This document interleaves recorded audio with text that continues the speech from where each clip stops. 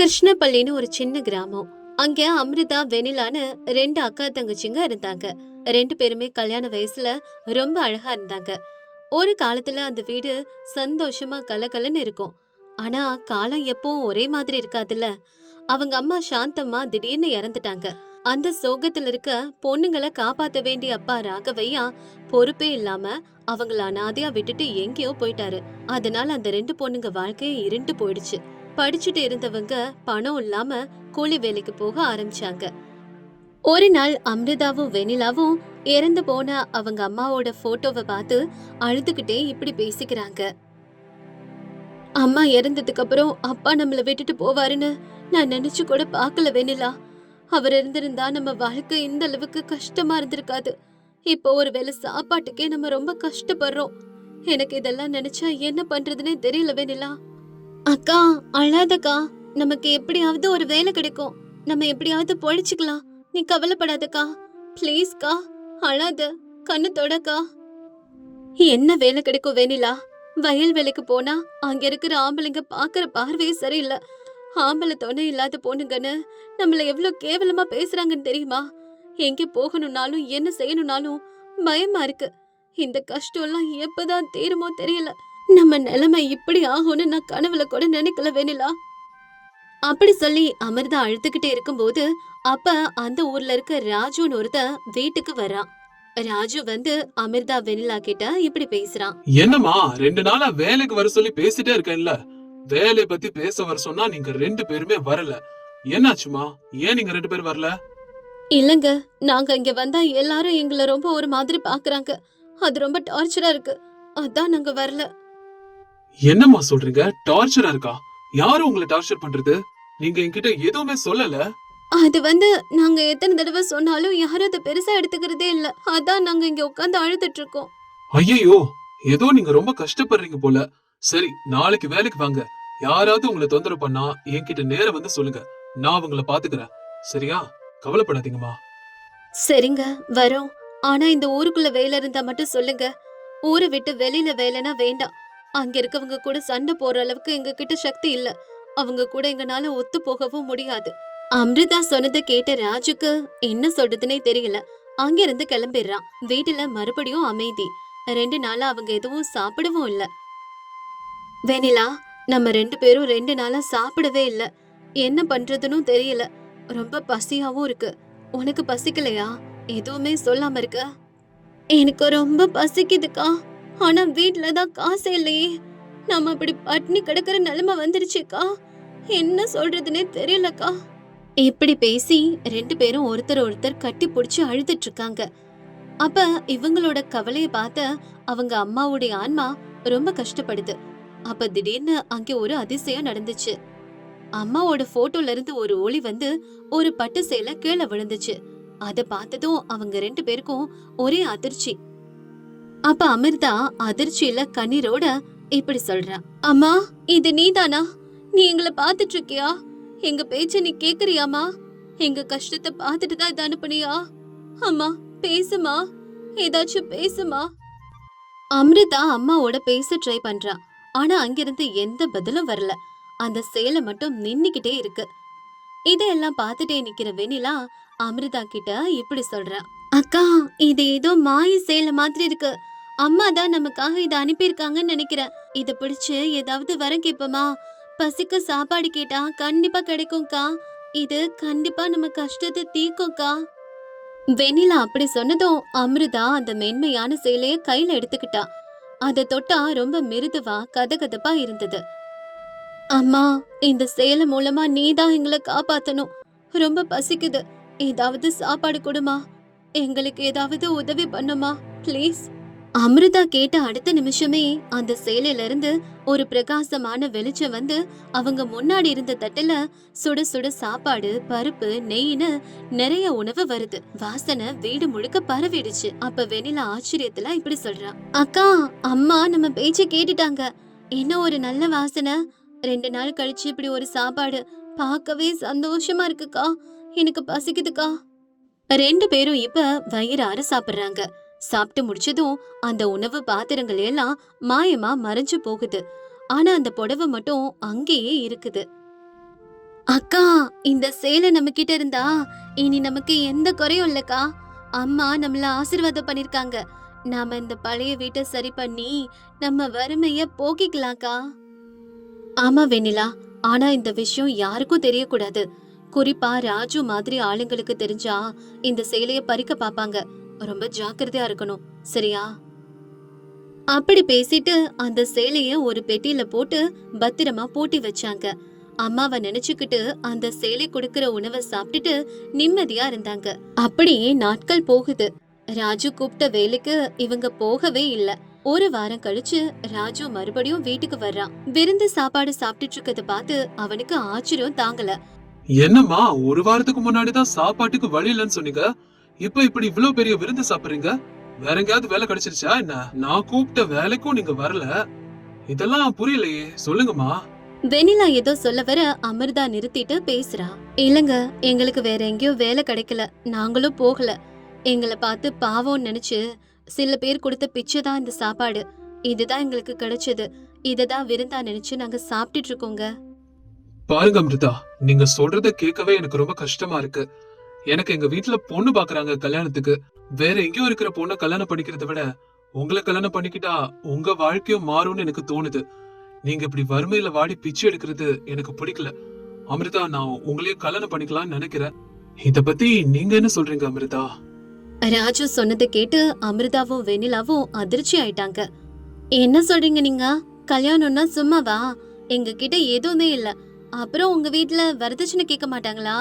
வேணாங்க, எங்க வாழ்க்கைய நாங்க இப்படியே வாழ்ந்துக்கிறோம். எங்க அக்காவை விட்டுடுங்க. எங்க அக்காவை நீங்க பாவம் பார்த்து கல்யாணம் பண்ணிக்கிறது ஒத்து வரும்னு எனக்கு தோணலங்க. இல்ல வெண்ணிலா, நான் நிஜமா உங்க அக்காவை புடிச்சுதான் கேட்டேன்.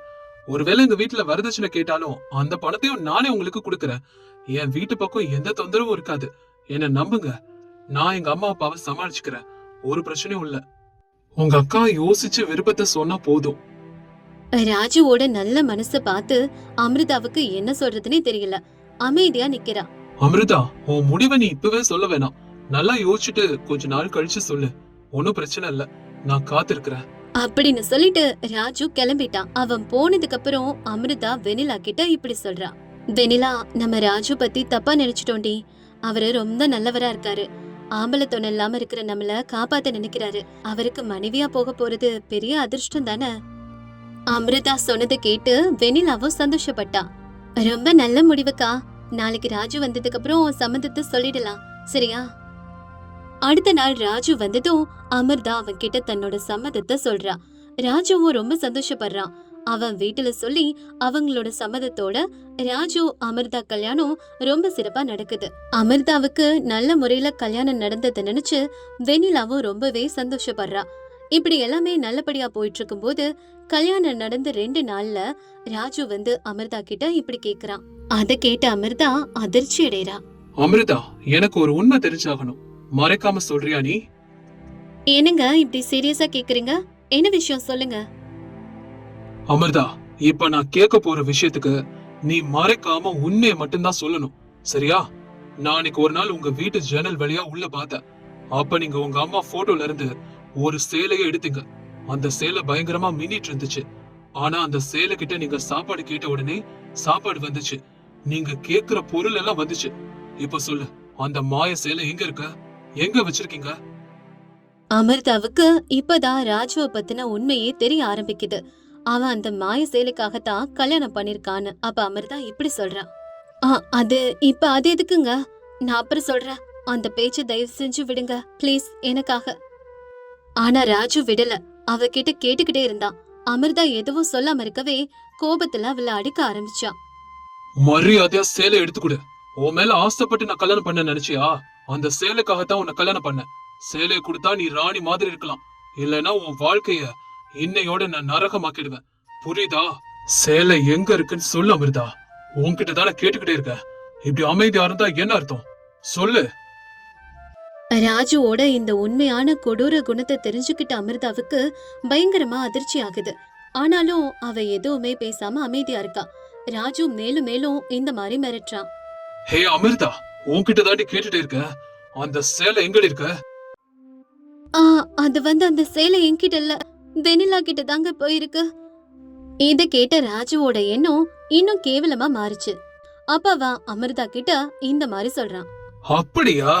அந்த சேலை அப்போ இப்போ உன்கிட்ட இல்ல, அது வெனிலா கிட்ட தான் இருக்கு, அப்படிதானே? ஒன்னும் பிரச்சனை இல்ல. வெனிலாவை அந்த சேலை எடுத்துக்கிட்டு வர சொல்லு. உன்னோட சேர்த்து வெனிலாவையும் கல்யாணம் பண்ணிக்கிட்டு அவளையும் நல்லபடியா பாத்துக்கிற. எனக்கு தேவை அந்த சேலை தான்.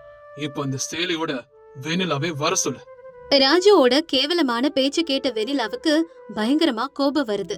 தான் வாழ்க்கையோட சேர்த்து தான் தங்கச்சி வாழ்க்கையும் அழிக்க நினைக்கிறத கேட்டுட்டு அவனால கோபத்தை கட்டுப்படுத்தவே முடியல.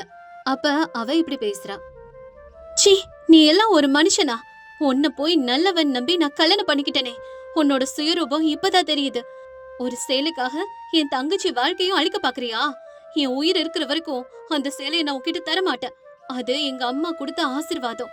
எந்த நாளும் அது உன் கையில கிடைக்க நான் விடவே மாட்டேன். உன்னால முடிஞ்சதை பாத்துக்கோ. அமிர்தா பேசினதை கேட்டதும் ராஜுக்கு பயங்கரமா கோபம் வருது. ராஜு அமிர்தாவோட முடிய புடிச்சு இழுத்து சுவத்திலே மோதினா. ஏய், என்னையவே எதிர்த்து பேசுறியா? உன் தங்கச்சி கிட்ட இருந்து சேலை எப்படி வாங்கணும்னு எனக்கு நல்லா தெரியும்டி. ஆனா அது வரைக்கும் நான் உனக்கு நரகத்தை காட்ட போறேன். இரு, உனக்கு இருக்கு. அப்படி சொல்லிட்டான். அன்னையில இருந்து அமிர்தாவுக்கு ஆரம்பிச்சது நரகம். வெனிலா கிட்ட இருந்து சேலையை திருட ராஜு எவ்வளவோ முயற்சி பண்ணான். ஆனா வெனிலா தொட்டா மட்டும்தான் அந்த சேலை தெரியும். அது கிடைக்காத கோபத்தை அமிர்தா மேல காட்டினா. அவளை ஒரு இருட்டு அறையில அடைச்சு வச்சு சாப்பாடு தண்ணி இல்லாம சித்திரவதை பண்ணான். அமிர்தா அந்த வலியெல்லாம் பொறுத்துக்கிட்டு அம்மாவை நினைச்சு கண்ணீர் விட்டுட்டு இருந்தா. இந்த பக்கம் வெனிலாவுக்கும் அமிர்தாவை பார்த்து ரொம்ப நாள் ஆனதுனால அவளுக்கு என்னாச்சோ ஏதாச்சோன்னு ஒரு பயம் வர ஆரம்பிக்குது. அவளுக்குள்ள ஒரு சின்ன சந்தேகம் வருது. அதனால ராஜு வீட்டுக்கு போய் அவளை பார்த்துட்டு வரலாம் நினைச்சு கிளம்புறா. அந்த நேரம் ராஜு அமிர்தாவை அடிச்சு கொடுமைப்படுத்திக்கிட்டு இருக்கான். அமிர்தாவை ராஜு கொடுமைப்படுத்துறது எல்லாத்தையும் அந்த வீட்டு சுவத்துல போட்டோவா மாட்டிருக்கிற அமிர்தாவோட அம்மாவோட ஆன்மா பார்த்து ரொம்பவே வருத்தப்படுது. அந்த நேரம் வெனிலாவும் வீட்டுக்கு வர்றா. அமிர்தா அடி தாங்க முடியாம அலறி துடிக்கிறா. அந்த சத்தத்தை கேட்டு உள்ள வர்ற வெனிலா அக்காவோட நிலைமைய பார்த்து அதிர்ச்சி அடைஞ்சிட்டா. அக்கா உடம்புல நிறைய காயங்களோட எழுந்துக்க முடியாம கிடக்கிறத பார்த்து வெனிலானால தாங்கிக்கவே முடியல. அக்காவை உடனே அள்ளி அணைச்சு அவளோட காயங்களுக்கு மருந்து போட்டு அவளை படுக்க வைக்கிறா. அமிர்தாவோட வாழ்க்கைய நினைச்சு வெனிலாவுக்கு ரொம்ப கஷ்டமா இருக்குது. ஏமாந்து போய் இப்படி ஒருத்தனை கல்யாணம் பண்ணி இப்படி கஷ்டமான வாழ்க்கையில சிக்கிட்டான்னு நினைச்சு வெனிலா அமிர்தா கிட்ட இப்படி பேசுறா. அக்கா, உனக்கு என்னக்கா ஆச்சு?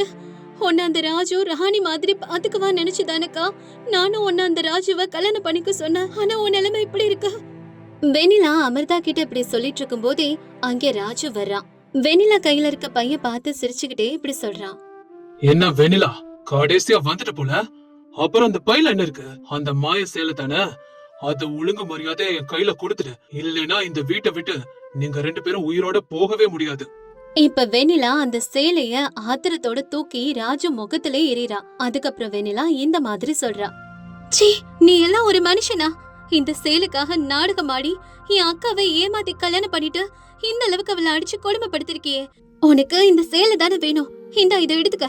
என் அக்காக்கு முன்னாடி இது ஒண்ணும் எனக்கு முக்கியம் இல்ல. என் அக்கா தான் எனக்கு முக்கியம். அவளை தயவு செஞ்சு என்கிட்ட விட்டுரு. என் அக்காவை இதுக்கு மேல எந்த கொடுமையும் பண்ணாத.